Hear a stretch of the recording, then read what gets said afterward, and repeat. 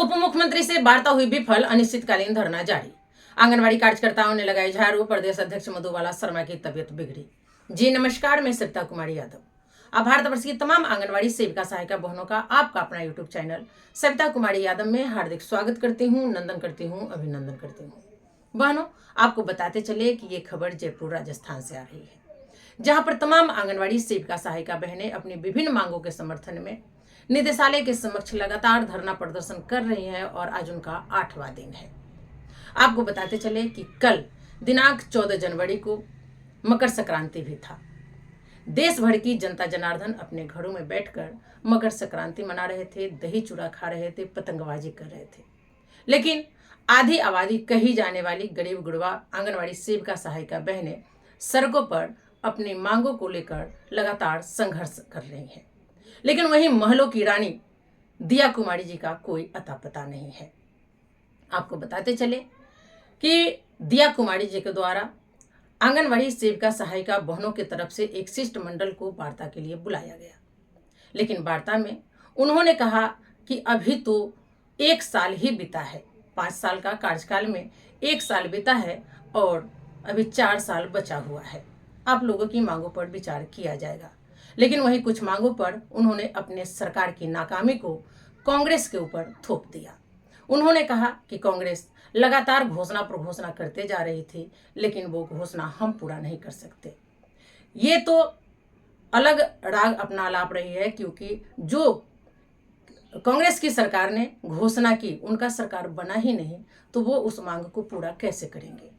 सरकार आपकी बनी है, आपने जो घोषणा किया वो 5 सालों में पूरा करेंगे, यानी कि जो अगला विधानसभा चुनाव आने वाली है उस वक्त आप घोषणा करेंगे, ताकि फिर से हम आंगनबाड़ी सेविका सहायिकाओं का वोट जो है वो समेट सके। तो ऐसा तो होने से रहा।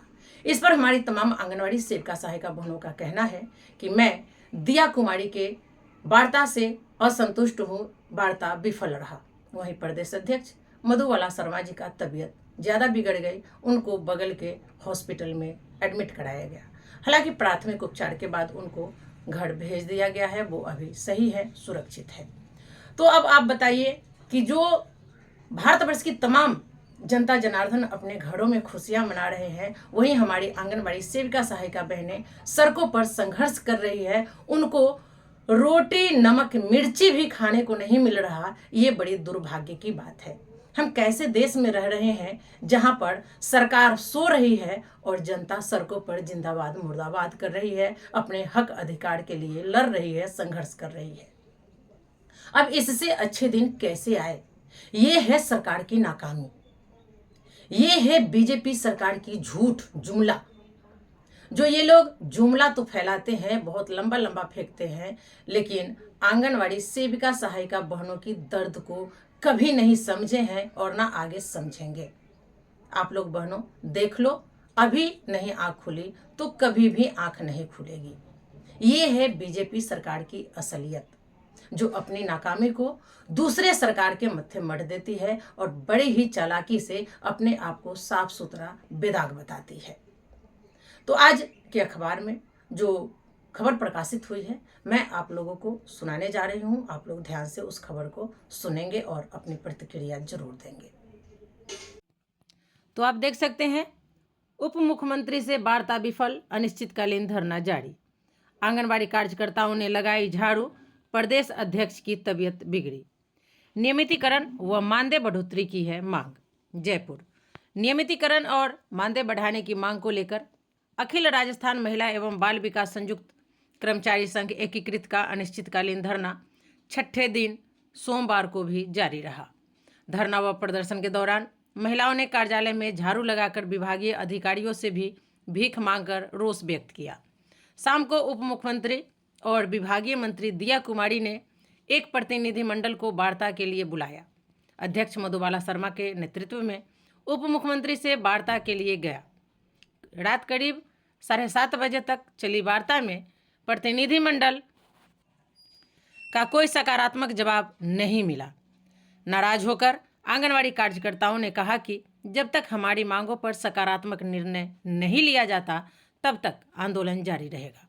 उधर वार्ता के दौरान धरने पर बैठी प्रदेश अध्यक्ष मधुबाला शर्मा की तबीयत खराब होने पर जयपुरिया अस्पताल में भर्ती कराया गया, जहां से प्राथमिक उपचार के बाद छुट्टी दे दी गई।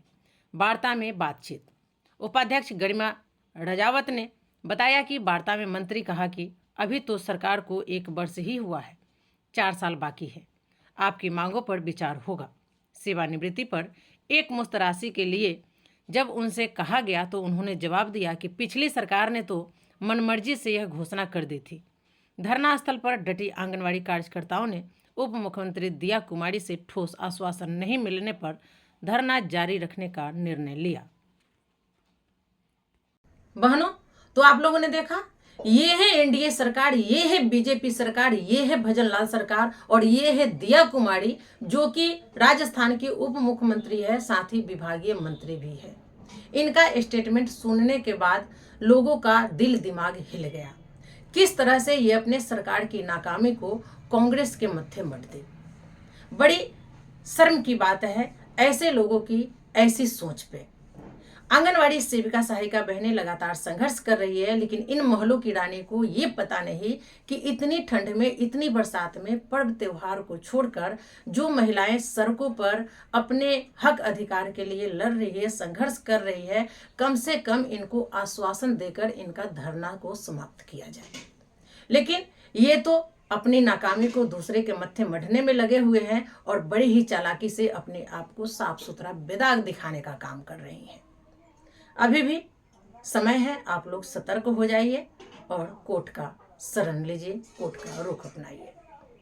तो चलिए, आज के वीडियो में फिलहाल इतना ही। फिर मिलते हैं अगले वीडियो में कुछ और नई जानकारियों के साथ। तब तक के लिए आप हमारे साथ ऐसे ही बने रहें, अपना साथ, प्यार, आशीर्वाद बनाए रखें।